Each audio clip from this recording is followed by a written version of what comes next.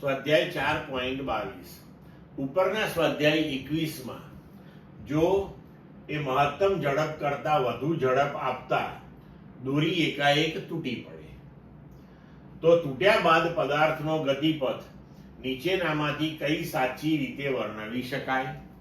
એ. પથ્થર ત્રિજ્યાવર્તી દિશામાં બહાર ફેંકાય છે. બી. દોરી તૂટે તે ક્ષણથી પથ્થર સ્પર્શકની દિશામાં ગતિ કરશે. સી. પથ્થર સ્પર્શક સાથે એવા કોણે ગતિ કરશે કે જેનું માન પથ્થરની ઝડપ પર આધારિત હશે.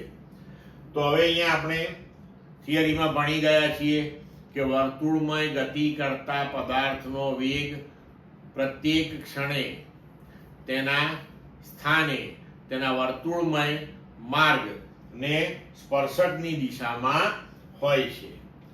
તો દોરી તૂટે તે ક્ષણથી સ્પર્શકની દિશામાં તે ગતિ કરશે, કારણ કે દરેક બિંદુ આગળ સ્પર્શકની દિશામાં તેનો વેગ હોય છે.